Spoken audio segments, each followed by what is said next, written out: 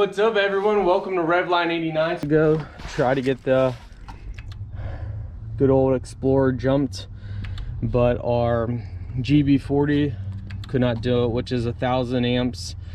The battery is, let's see, I think the battery is 1,000 amps. It's 750 cold cranking amps, but somewhere I believe it's 1,000. So this might not be big enough, but we tried it the other 2 weeks ago and the battery wouldn't do nothing. So I doubt we're gonna be able to get this started, and I don't need it started. I just was curious if it would. So let's see. Yeah, it just shows. Yeah, it won't even turn. Doesn't even try. So we're done with that. Let's get to the Mustang. No way, guys. I left my dash cam on for over a week and a half and my battery's drained.